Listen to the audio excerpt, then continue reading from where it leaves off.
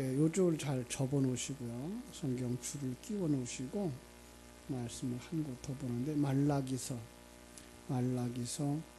1장 1절로 5절입니다. 말라기서는 성경 구약 성경 맨 마지막이죠. 1장 1절로 5절.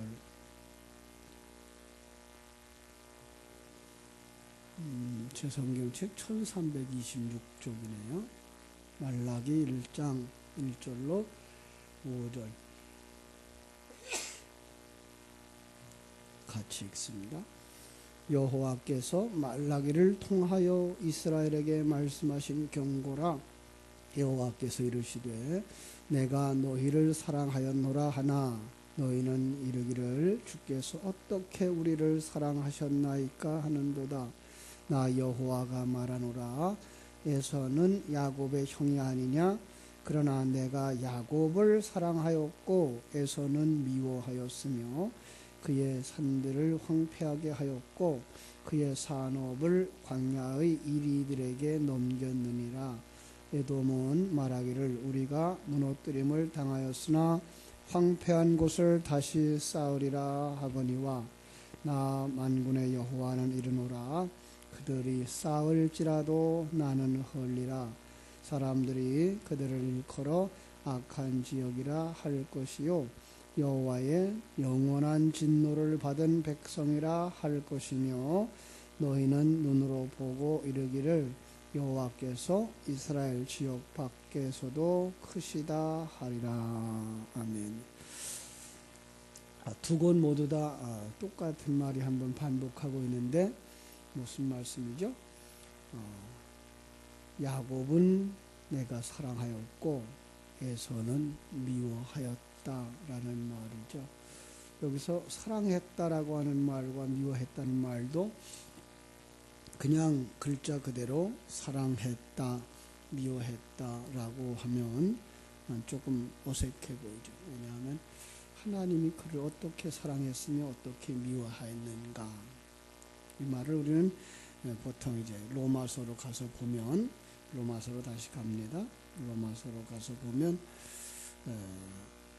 6절부터 이런 말씀이 있어요. 그러나 하나님의 말씀이 폐하여진 것 같지 않도다. 이스라엘에게서 난 그들이 다 이스라엘이 아니요 또한 아브라함의 씨가 다 그의 자녀가 아니라 오직 이삭으로부터 난 자라야 내 씨라 불리리라 하셨나니 곧 육신의 자녀가 하나님의 자녀가 아니요 오직 약속의 자녀가 씨로 여기심을 받느니라. 약속의 말씀은 이것이니 명년 이때에 내가 이르리니 사라에게 아들이 있으리라. 자, 그래서 이제 리브가가 임신해서 이삭을 낳는 이야기가 나오는 거죠. 아브라함의 후손으로 이루어진 이스라엘, 그렇죠? 그 교회의 상징을 얘기하는 것이고, 그건 내가 사랑하였다라는 말은 내가 택했다라는 말로 바꾸면 더 정확하죠. 하나님이 택했다. 그리고 에서는 택함을 받지 못했다. 왜? 하나님이 그를 유기시켰다. 보통 이렇게 신학적 용어로 말하면 하나님의 선택, 그리고 하나님의 버려둔, 이런 말이죠. 자, 이거를 너무 극단적으로 보셔서 하나님이 선택했으면 우린 아무것도 안 해도 그 일이 이루어질 거 아닌가, 이렇게 보시면 곤란해요. 그리고 그럼 우리가 아무리 노력해도 하나님이 택하지 않았다면 우리는 아무것도 좋은 결과가 없단 말인가 라는 말로 극단적으로 이렇게 운명론적으로 생각하시는데 그렇지 않습니다. 여러분, 이걸 하나님이 우리에게 주신 속성, 이렇게 보시면 돼요. 하나님이 우리에게 주신 속성. 하나님의 백성들에게는 하나님은 하나님의 말씀을 듣는 귀를 열어주셔요. 그죠? 그것을 창세전 선택이라 이렇게 말하고, 그 계획이 이 세상 어느 순간에 이루어진 것이 아니라 하나님에 의해서 시작되어진 거다라는 의미에서 예정이란 말을 쓰는 거죠. 그죠? 그런데 여기서 오늘 우리에게 가르쳐 주는 것은 아브라함의 씨도 다 아브라함의 씨가 아니고 이스라엘도 다 선민이 아니다 라는 얘기. 그냥 선택과 구별된 어떤 무리의 상징으로 이스라엘을 쓴 거다라는 얘기를 하고 있습니다. 그것은 바로 하나님의 백성들의 상징입니다. 그래서 이게 선택과 버림받음, 이것도 이삭과 야곱과 에서에서 출발한 이야기가 아니고 아브라함의 두 아들 이삭과 이스마엘의 이야기부터 시작한 것. 그보다 조금 더 앞에 가면 누가 있죠? 가인과 아벨. 그죠? 가인과 아벨 중에 가인은 버림받은 자고 아벨은 선택된 자고, 그래서 아벨 대신에 주신 셋, 이렇게 해서 가인의 족보와 셋의 족보로 연결되어지는 것을 우리가 보아왔습니다. 바울은 이제 에베소에 가서 하나님의 이러한 것들은, 구원은 인간의 어떤 조건이나 자격, 열심이나 노력에 의한 것이 아니고 바로 하나님의 뜻에 의한 것이다 라고 말씀하고 있는 것을 우리가 에베소서 1장을 공부하면서 우리가 살펴보았습니다. 하나님이 우리를 택했다라는 말, 우리의 하나님이 된다, 우리 아버지가 된다라고 할 때 그 우리도 역시 그냥 우리 공동체 되는 교회만 이야기한 것이 아니고 예수 그리스도와 연합된 우리라는 이름을 쓰셨습니다. 그래서 로마서 9장 11절에서 이삭에게 쓰인 것과 똑같은 단어를 에베소서 1장 4절 5절에도 쓰셨는 게 그것이 뭔가 하면 하나님의 기쁘신 뜻대로라는 말이에요. 그래서 오늘 우리가 읽었던 로마서 9장 11절에도 그런 말이 있죠. 그 자식들이 아직 나지도 아니하고 무슨 선이나 악을 행하지 아니한 때에 택하심을 따라 되는 하나님의 뜻이 행위로 말미암지 않고 오직 부르시는 이의 이로 말미암아 서게 하려 함이니라. 여기에서 이제 옛날 성경은 그렇게 얘기를 했어요. 하나님의 기쁘신 뜻대로라는 말을 썼어요. 하나님의 선하신 계획이죠. 하나님이 뜻하신 그 은혜로 하나님의 선택된 이런 말이에요. 무조건 그렇다면 너무나 불공평하지 않은가? 라는 말을 할 때 그 대답이 사실은 로마서 9장 14절부터 24절까지 주어지는 말씀인데, 거기 아주 한 말씀만 볼게요. 9장 21절. 통이장이가 진흙 한 덩이로 하나는 귀 쓸 그릇을 하나는 천이 쓸 그릇을 만들 권한이 없느냐? 라고 말했어요. 자, 23절은 또한 영광 받기로 예비하신 바 긍휼의 그릇에 대하여 그 영광의 풍성함을 알게 하고자 하셨을지라도 무슨 말을 하리요? 예비하신 바 긍휼의 그릇, 긍휼의 그릇, 성도들이죠. 그리고 교회란 말을 할 수가 있는 거죠. 그들에게 하나님의 영광을 주시려고. 자, 하나님의 영광을, 그 영광이 뭐예요? 하나님의 속성과 하나님의 능력들이, 하나님의 사랑이 그에게 임할 때 그를 통하여 그 하나님의 속성이 드러나는 것, 이것이 하나님께 영광을 돌려드리는 거라 이렇게 말씀을 했습니다. 아마 성경의 그 신학적인 용어들이 이렇게 자꾸만 나오면 우리 어른들은 이제 너무 힘들다, 왜 그런 말을 꼭 써야 되는가라고 얘기하는데, 이것이 바로 하나님의 그 풍성함들을 설명할 수 있는 좋은 단어이기 때문에 사용을 하는 겁니다. 그래서 우리가 조금 몇 번씩 이제 반복해서 들으시면 그 말씀이 익숙해지고 그 단어들이 좀 익숙해질 겁니다.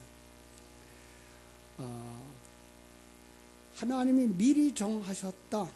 그 미리 정하셨다는 말을 우리로 하여금 어떤 사람들은 그냥 강팍하게 만들어서 그 지옥에 버리게 했다라는 것보다 더 중요한 것, 천국 가려고 노력을 하지 않는다는 의미예요. 천국 가려고 노력을 하는데 버려둔다, 이런 말 결코 아니에요.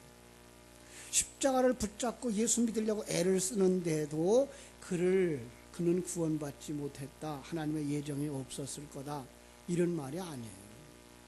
그들 속에 그 마음이 없다는 거죠.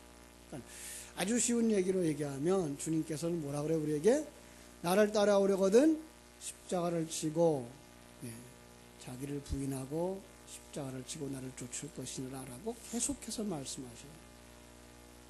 그게가 꼭 에덴 동산에서 선악과를 주고 우리에게 요구한 내용도 실상은 내 생각과 내 판단 내려놓고 내가 요구하는 말 순종해라. 그때 순종하려면 어떻게 돼요? 내 생각 내려놓아야 되는 거예요. 그게 자기 부인이에요. 그리고 내 욕망을 내 일생토록 뭐해요? 내려놓고 벗어버리고, 신약 성경의 말로 말하면 벗어버리고, 그래서 옛사람을 벗어버리고 새사람을 입어라 라는 말을 씁니다. 그런데 그 옛사람 벗어버리고 새사람을 입어라 하는 그 말도 완료형을 쓴 데가 있고 그리고 진행형을 쓴 데가 있어요. 그 완료형을 쓴 그 문장들은 창세 전에 하나님께서 영적 세계 속에서 이미 완성된 것이기 때문에 완료형을 써요. 또 학자들 따라서 그런 말을 써요. 뭐라고 하는가 하면은 하나님의 계획은 분명히 완성될 것이기 때문에 이미 완료형을 썼다 그러는데, 그런 말보다는 더 정확한 건 영적 세계 속에서는 시간과 공간의 개념이 없으니까 하나님은 계획했으면 곧바로 완성되어지는 것, 그런 의미에서의 완료형을 썼고, 이 세상에서 우리가 살아가는 날 동안 우리가 그 일을 해야 되기 때문에 진행형을 쓰고 있는 거예요. 그 진행형을 쓰는 것들이 십자가를 지고 주를 쫓아가는 거예요. 예수님이 제자들에게만 말씀하신 말씀이 아니고 역사 속 모든 사람들에게, 예수님의 십자가 이전의 사람들에게나 이후의 사람들에게나 주를 따라가려면 어떻게 된다고요? 자기를 부인하고 자기 십자가를 지고, 이 땅에 살아가는 사람들은 모두 다 나라고 하는 것이 아주 강하게 드러나 있어요. 그것을 하나님은 내려놓으라 라고 말씀하는 거죠. 그렇다면 오늘 우리에게도 똑같은 얘기예요. 오늘 우리에게도. 오늘 성도님들이 오해가 뭔가 하면, 예수님의 십자가 2000년 전에 섰으니까 그 십자가만 우리가 믿으면 돼 라는 말로 넘어가 버리려고 그래요. 그러면서 구약 사람들은 참 불쌍했어. 그 십자가가 아직 없었으니까, 이런 생각을 가지고 있는데, 십자가는 창세 전에 세워진 거예요. 어떤 면에서 십자가는 영적 세계 속에서의 세워지는 거예요. 영적 세계 속에서 예수님과 우리를 하나로 묶으셔서 예수님으로 하여금 우리를 대신해서 십자가에서 형벌을 받게 하신 거죠. 그 모든 역사 속에 있는 자기 백성들, 마태복음 1장 21절이 말하죠. 예수님이 오신 건 누구를 구원하기 위해서요? 자기 백성을 자기 죄에서 구원하기 위하여. 그죠? 그러니까 자기 백성들을 다 예수 안에 넣어서 십자가에 못 박았어요. 그리고 예수 그리스도와 함께 부활시켰어요. 그리고 하나님의 나라에서 완성시켰어요. 그게 하나님 우편에다 앉히신 거예요. 그런데 우리가 아직도 이 땅에 살아요. 시간과 공간적으로는 이 지구상에 살고 있어요. 그래서 그들 속에 무엇으로 오셔요? 그리스도의 영 성령으로 오셔요. 성령으로 오시면 그들 속에 그 말씀을 받아요. 그런데 그 성령으로 오실 때 우리에게 제시되어지는 건 똑같아요. 율법이에요. 이거 하라, 이거 하지 마라. 자, 그러면 우리들은 또 이제 오해하게 되는데, 이거 하지 마라, 이거 해라 라고 말하면 율법으로 보고 사람들은 그걸 행하려고 노력하게 돼 있어요. 이게가 이제 귀가 열리지 아니한 사람들의 얘기죠. 그런데 귀가 열린 사람들은 그 속에서 뭘 들어요? 이걸 우리가 할 수 없다는 거구나. 우리가 할 수 없는 거구나. 그래서 뭐예요? 하나님께서 구원의 길을 열어주셨구나. 재물을 주셨구나. 그게 누구예요? 예수 그리스도구나. 그래서 그분 안에서 우리를 구원하시는 것이고, 이 사실을 아는 자들을 향하여서 뭐 하는 자라고 그래요? 그걸 믿는 사람이라 라고 말하는 거예요. 그걸 알고 내가 그것과 함께 변하고 있다는 사실을 아는 사람이 바로 예수를 믿는 사람이에요. 그냥 마음으로 내가 예수 믿어, 믿어야지 라고 쫓아가고 있는 그것도 이제 믿음이라고 말할 수 있습니다만, 더 중요한 건 그걸 아는 것. 그래서 영생은 뭐예요? 예수 그리스도를 아는 것, 그의 보내신 자를 아는 것, 이렇게 말하고 있는 거죠. 그렇습니다. 오늘 예수 그리스도는 우리들에게 십자가에서 우리를 위하여서 우리와 함께 죽어주신 제물이셨고 구세주였습니다. 그리고서 신약 성경에 보면 예수 그리스도가 구약의 제사장이었다는 사실을 이렇게 설명하고 있고, 그분이 우리의 제물이었다는 사실을 설명하면서 단 한 번의 제사로 우리의 구원을 완성시켰다라고 말하고 있는 것을 볼 수가 있습니다. 그렇습니다. 이제 우리는 그 예수 그리스도 안에서 하나님의 자녀로 완성되어져 가는 것, 그걸 우리가 잘 정리해 놓을 때 성경을 어디를 읽어도 문자에 묶여서 문자가 끌고 가는 대로 끌려가지 않고 그 속에서 뭘 발견해요? 나에 관하여 말씀하고 있는 죄인의 모습, 그리고 예수 그리스도를 통한 구원의 모습, 구원받은 자로서 하나님의 자녀답게 살아가야 하는 우리의 목적지를 분명하게 발견할 수 있게 되는 거죠. 그렇습니다. 그러니까 오늘도 로마서 9장에 있는 내용들을 쭉 읽으면서 봐야 되는 건 뭐예요? 아하, 내가 이렇게 큰 은혜를 받은 것이구나.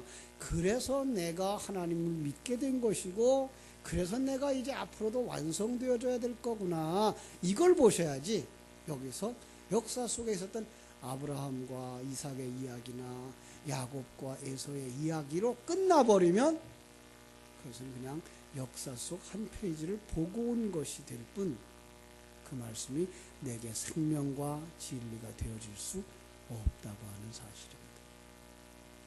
그렇습니다. 많은 사람들이 하나님의 선택에 대해서 이런 얘기를 하죠.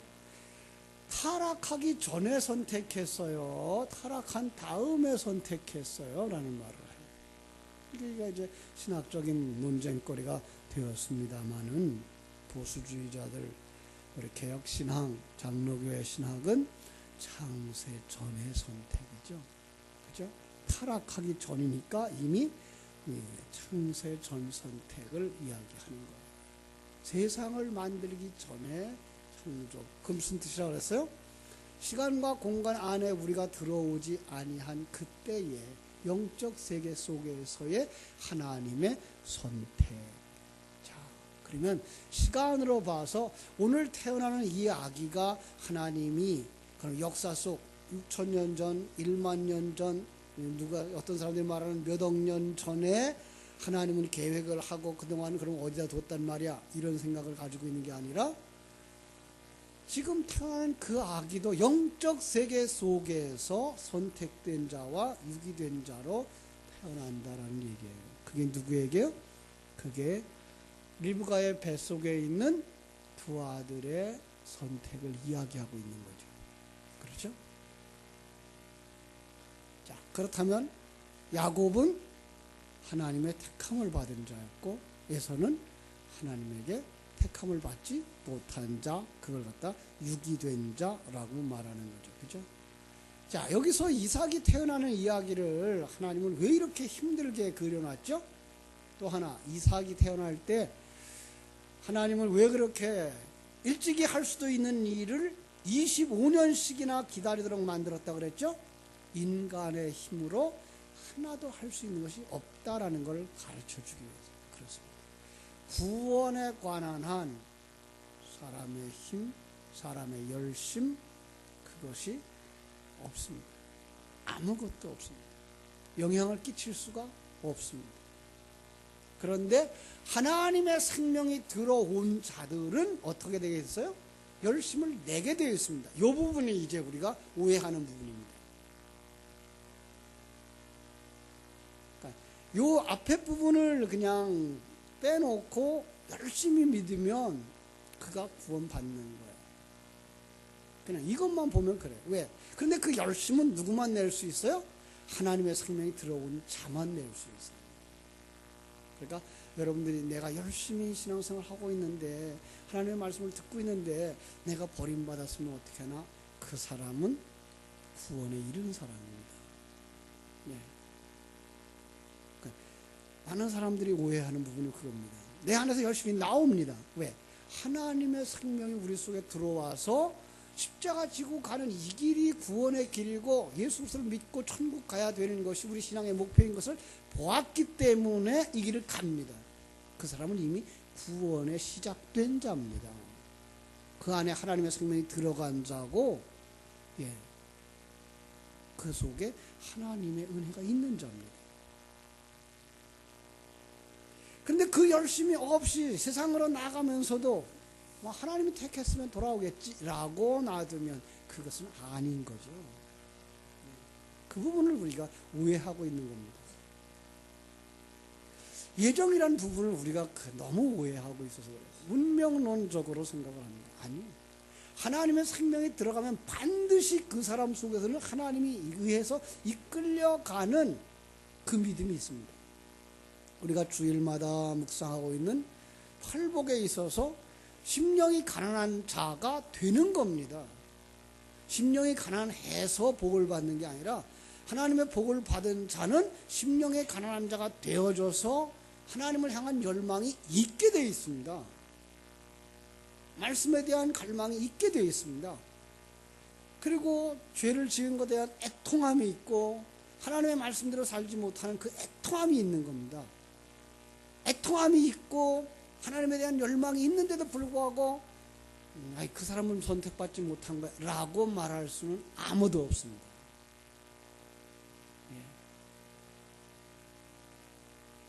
그 속에 물론 하나님이 원하는 바대로의 신앙을 이야기하는 겁니다. 자기 십자가를 지고 주를 쫓아가는 열심들입니다.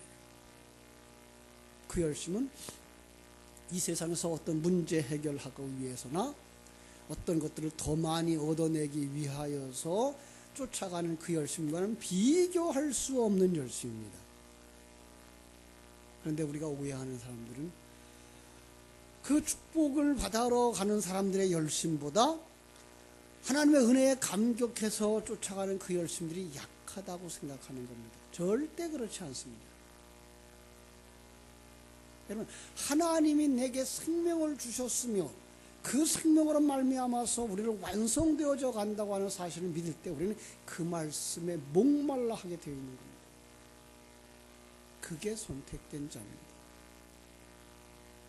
목마름이 없다면, 죄악에 대한 애통이 없다면 다시 한번 점검해 봐야 됩니다. 그래서 이 일반 종교화 되어지는 기독교가 굉장히 무섭습니다. 어제도 어떤 성도님과 대화를 하면서 그런 얘기를 했습니다만, 오늘 현대의 교회가 전통화되어지고 의식화되어지고 있어서 아주 무섭습니다. 아주 각질화되어진다 그럴까요? 어떤 면에서는 예수님 당시에 유대교회처럼 윤리 도덕만 강조하면서 가고 있습니다. 바르게 살자, 착하게 살자, 그리고 이 세상에서 훌륭한 사람 되자 쪽으로 갑니다. 일반 종교의 추구입니다. 물론 성도들에게 그게 없다는 얘기 아닙니다. 그런데 설교는 그거 하는 건 아닙니다. 설교는 정말 하늘나라에 대하여 보여줘야 되고 하나님의 사람 되어지도록 노력해야 되는 것이지, 이 땅에서 윤리도덕적으로는 당연히 나와야 되는 겁니다. 그건 세상 사람들도 그렇게 살아가는데 그럼 우리는 예수 믿으니까 천국 가니까 이 세상엔 아무렇게도 살아? 이건 영지주의자들입니다. 왜냐하면 우리 속에 누가 계셔요? 그리스도의 영이 계셔요. 성령이 계셔요. 진리의 말씀이 있어요. 그런데 어떻게 그가 세상 속에서 세상 사람들만도 못하게 살아갈 수 있습니까? 그건 그렇게 살아라 하지 않아도 그렇게 살 수밖에 없는 것들이 우리 속에서 나오게 되어서 그것을 강론하지는 않습니다. 중요한 건 우리 속에 예수 생명이 있으며 자기가 누군지를 알며 그리고 어디로 가고 있는지를 분명히 알 때 그 어디로를 향하여서 열심히 내도록 되어 있는 것이기 때문에 그렇습니다. 그렇습니다. 바울 사도는 갈라디아서 1장 15절로 16절에서 자기의 구원에 관해서 어떻게 얘기하죠? 어머니의 모태로부터 나를 택정하셨다라고 말합니다. 역시 같은 얘기죠. 어머니의 모태로부터 사실은 언제 얘기하고 있는 거죠? 창세전, 영적 세계에서. 그죠? 예, 영적 세계에서. 그 창세전이라는 말을 또 바꾼 말을 말하면 나를 만들어서 이 땅에 존재하기 그 전. 어떤 세계? 영적 세계. 예, 영적 세계를 여러분 저 멀리로 보지 마시고 어디에서? 바로 여기. 바로 여기. 여러분 곁에. 그런데 우리에게 시간의 개념으로 오지 않는 곳, 공간의 개념으로 오지 않는 곳, 거기가 영적 세계. 거기서 하나님을 택한 겁니다. 그래서 하나님은 오늘도 일하고 계시는 것입니다. 어디서? 우리 곁에서. 이 시간과 공간의 개념을 조금만 벗어나면 이렇게 이해하기가 쉽습니다. 그런데 우린 너무나 많이 시간과 공간 개념 속에서만 이해해 왔기 때문에 우리를 예정했다 그러면 언제적만 생각해요? 땅도 만들기 그 전 어떤 역사 속에서의 하나님의 계획 이렇게 생각합니다. 아니요. 창세전이라는 세계를 그렇게 보기도 하지만 더 정확하게 보려면 영적 세계 속에서 영적 세계 속에서 지금도 하나님은 일하고 계시는 겁니다. 이것이 깨달아질 수 있어야만 되는데요. 그리고 하나님은 바울 사도가 이 땅에서 교회를 핍박하고 있을 그 이전에 언제? 영적 세계 속에서 이방인의 사도로 택하였다라고 말하고 있습니다. 교회를 핍박하기 전 어머니의 모태에서. 이건 선택받은 하나님의 선지자들이 다 그런 얘기를 했어요. 예레미야도 그런 얘기를 했고요. 또 바울도 그랬고요. 하나님 앞에 택함을 받은 모든 사람들이 나중에 고백이 뭐예요? 나를 어머니의 모태에서부터 창세 전에 하나님은 나를 하나님의 백성으로 택했고 사도로 택했다라고 말씀하고 있는 것을 볼 수가 있습니다. 그들만 택했습니까? 아니요. 바로 여러분들도 택했습니다. 그래서 여러분들로 하여금 이제 천국을 향하여 문보를 피면서 달려가도록 되어 있는 것입니다. 그것이 십자가를 지고 주를 쫓아가는 것입니다. 그리고 그들이 어떻게 완성되어져 가는가를 보여주자가 여러분과 나의 뭐예요? 신앙생활인 것입니다. 많은 사람들이 이제 오해를 하죠. 그래서 하나님은 인간의 타락도 예측하지 못했던 하나님. 그래서 에덴 동산에 선악과를 만들어 놓고 아담한테 아담아 이거 선악과 먹지 마라. 먹으면 죽는다 라고 경고해 놨는데 그 놈이 글쎄 하나님의 말씀을 잃어버리고 선악과를 먹었어. 그래서 하나님이 이거 안 되겠구나. 그래서 다시 그 속에서 구원받을 자를 구원의 계획을 세우고 구원받을 자를 택했다라고 생각하는 이런 타락 후 선택설을 가지고 있죠. 그러면 어떤 모순이 생긴다고 제가 말씀드렸죠? 하나님의 전능성이 의심되는 거죠. 하나님이 전지하셔요. 모든 걸 다 하셔요. 이 역사 속에 일어나고 있는 모든 사건들을 하나님 없이 일어나는 것도 없고 하나님이 모르시는 것도 없어요. 가끔 이제 우리가 자녀들을 키우면서 그러죠. 애들이 거짓말하고 있으면 애들이 거짓말하는 게 다 보이죠. 부모도 애들이 거짓말하는 거 다 봐요. 그 정도죠. 그러나 하나님은 그거보다 더 정확하게 아시는 거죠. 이미 그들이 어떻게 되어질 것까지도, 어떤 결과가 나올 것까지도 다 아시는 하나님. 그걸 갖다가 하나님의 예정 이렇게 보는 거죠. 그렇다면 이제 많은 사람들이 그렇게 얘기해요. 그럼 하나님이 죄도 만들었단 말이냐? 여러분, 하나님이 죄를 만들었다는 말이냐라는 말을 할 때 그 죄에 대한 개념을 모르셔서 그래요. 죄라고 하는 개념 자체가 어떤 거죠? 사람을 해하거나 물건을 훔치거나 하는 그런 부분이 아니고 하나님과 뭐예요?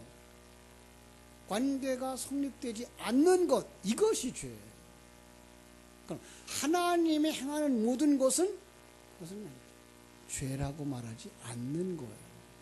하나님이 말하고 있는, 하나님이 행동하고 있는, 하나님이 이루고 있는 그 모든 것은 선이라는 거예요. 이 부분을 인정하셔야 돼요. 하나님은 하나님과 관계된 그분이 전능자요, 가장 선하신 분이기 때문에 그분이 만들어가는 모든 것들은 다 선한 거예요. 하나님은 자기와 떨어진 일이 있을 수가 없으니까 그분 자체에 있어서 그분이 하는 것들은 선한 거예요. 이 부분에 대해서 우리가 오해할 수가 없어요. 오해하면 안 돼요. 그런데 우리는 하나님을 너무 작게 봐요. 그래서 하나님도 죄를 만들어 라고 말할 수 있죠. 아니요. 하나님은 죄를 만들지 않아요. 그분에게는 죄라는 말이 성립되지를 않아요. 하나님은